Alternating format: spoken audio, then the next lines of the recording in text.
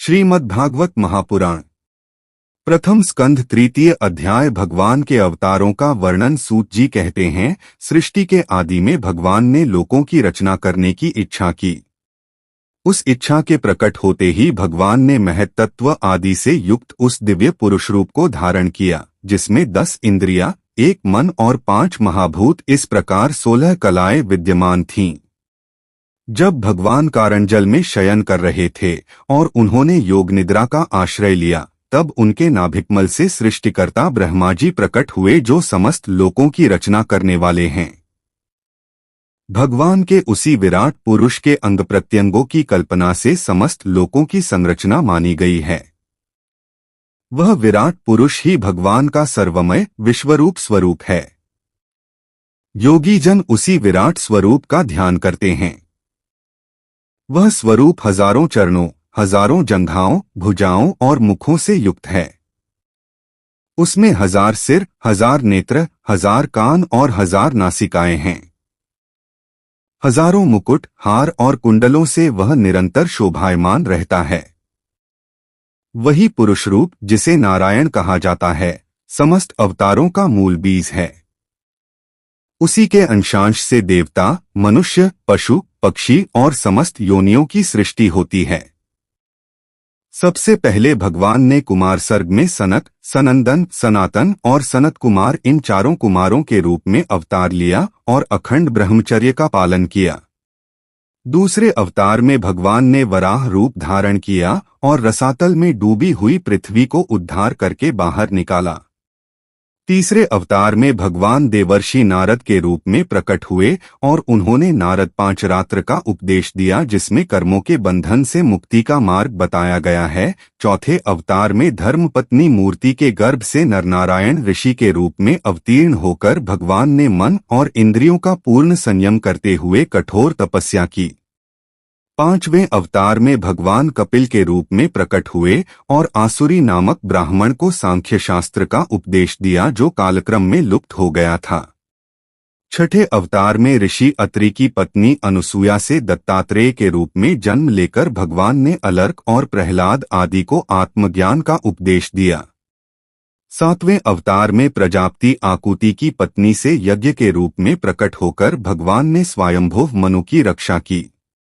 आठवें अवतार में नाभि के पुत्र ऋषभदेव के रूप में भगवान ने परमहंस मार्ग का उपदेश दिया, जो सभी आत्मज्ञानी पुरुषों के लिए वंदनीय और आदर्श है। नौवें अवतार में ऋषियों की प्रार्थना से भगवान राजा पृथु के रूप में अवतरित हुए और पृथ्वी का दोहन करके समस्त औषधियों को प्रकट किया। 10वें अवतार में जब चाक्षुष मनवंतर के अंत में समस्त लोक जल में डूब रहे थे, तब भगवान ने मत्स्य रूप धारण किया और पृथ्वी को नौका पर रखकर वैवस्वत मनु की रक्षा की। 11वें अवतार में समुद्र मंथन के समय भगवान ने कूर्म रूप धारण किया और मंदराचल पर्वत को अपनी पीठ पर धारण किया। 12वें अवतार में भगवान धन्वंतरी रूप में समुद्र से अमृत लेकर प्रकट हुए और 13वें अवतार में मोहिनी रूप धारण कर देवताओं को अमृत पिलाया और दैत्यों को मोहित किया। 14वें अवतार में भगवान ने नरसिंह रूप धारण कर हिरण्यकशिपु का वध किया, अपने नखों से उसकी छाती को क्षण भर में चीर डाला। 15वें अवतार में भगवान वामन रूप धारण कर राजा बलि के यज्ञ में गए और केवल 3 पग पृथ्वी की याचना की। 16वें अवतार में परशुराम के रूप में भगवान ने क्षत्रियों के अत्याचार को देखकर 21 बार पृथ्वी को उनसे मुक्त किया। 17वें अवतार में सत्यवती के गर्भ से पराशर ऋषि के पुत्र वेदव्यास के रूप में अवतरित होकर भगवान ने वेदों को अनेक शाखाओं में विभाजित किया। 18वें अवतार में भगवान श्रीराम के रूप में अवतीर्ण होकर सेतु निर्माण, रावणवध जैसी महान लीलाएं की। 19वें और 20वें अवतार में भगवान बलराम और श्रीकृष्ण के रूप में यदुवंश में प्रकट होकर पृथ्वी का भार उतारा। कलयुग के प्रारंभ में दैत्यों को मोहित करने के लिए भगवान बुद्ध अवतार धारण करेंगे और कलयुग के अंत में जब राजा लुटेरे हो जाएंगे, तब भगवान कल्कि के रूप में अवतरित होंगे।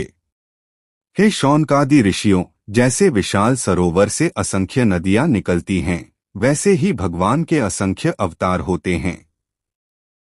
ऋषि, मनु, देवता, प्रजापति और समस्त महापुरुष ये सभी भगवान के ही अंश हैं।